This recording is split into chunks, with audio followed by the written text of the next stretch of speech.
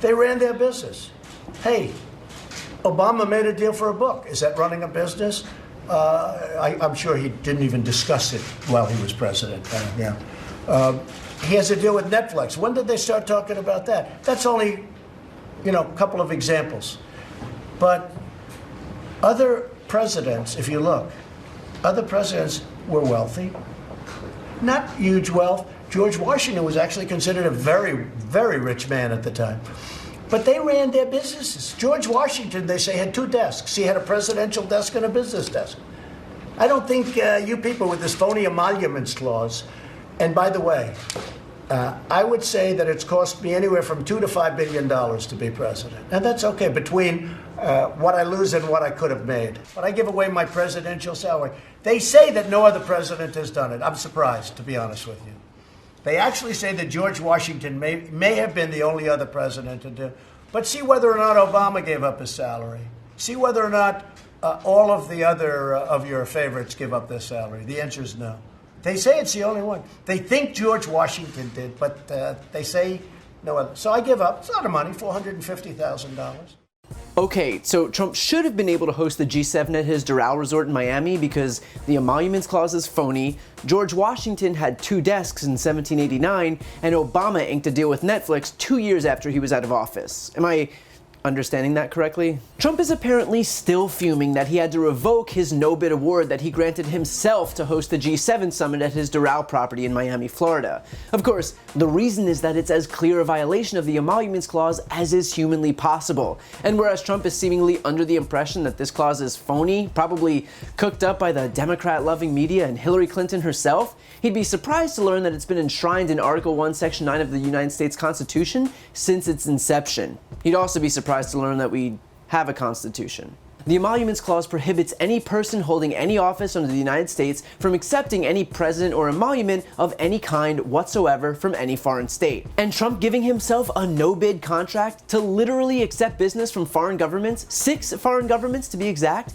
is exactly what this clause forbids. In fact, it would have been such an egregious violation that the guy who's profited from non-stop foreign diplomats at Trump International Hotel in DC, and military layovers at Turnberry, and weekly vacations at Mar-a-Lago, and even golf cart rentals from the Secret Service, actually conceded that hosting the G7 at Doral was too far. For that guy to reverse his decision, for the guy making millions and millions siphoning taxpayer funds into his company to make the decision not to use the G7 to self-deal, is a testament to just how blatantly, glaringly corrupt it is. And it's not just the optics, since, as we know, optics have hardly been a deterrent to this administration enacting its disastrous agenda.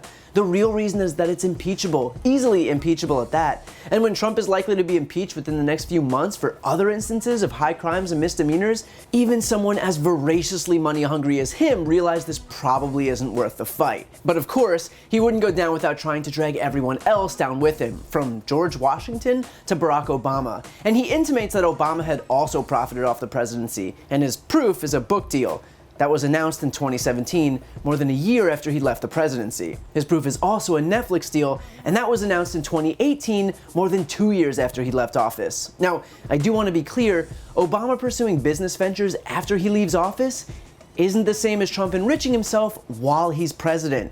I just felt like that difference should be spelled out. But with that said, pushing some conspiracy theory that Obama enriched himself not only is simple to disprove, but it actually shines a light on the current president who is enriching himself and his family. And Trump may lean on the fact that he donates his $400,000 salary, but that's crumbs compared to what he actually makes. As president, Trump passed a tax cut that'll likely save him $15 million a year. He amended the estate tax that'll likely save his kids $4.5 million. The Trump family still owns and profits from the Trump Organization, which, despite a pledge of no new foreign deals while Trump's been in office, has seen more than $100 million in real estate sales during his term. Jared and Ivanka themselves made $82 million just last year alone. The Trump family profited into the millions from their stakes in the Trump International Hotel in Washington, D.C., which has become a way station for foreign dignitaries looking to curry favor with the president. And that includes the Saudis booking 500 rooms to the tune of $270,000 just after Trump's inauguration. And it's not just foreigners. The Trump Organization was paid $4.2 million by Republican candidates and campaigns,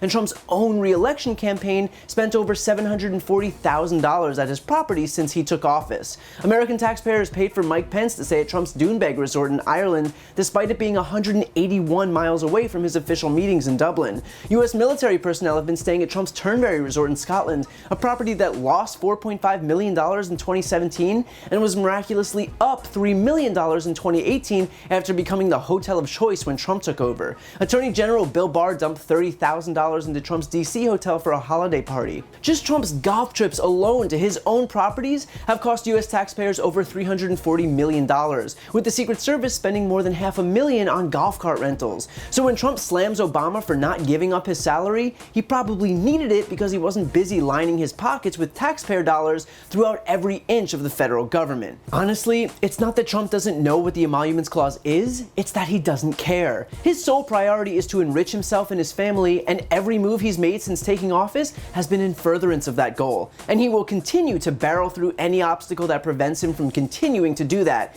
even if it's the United States Constitution itself.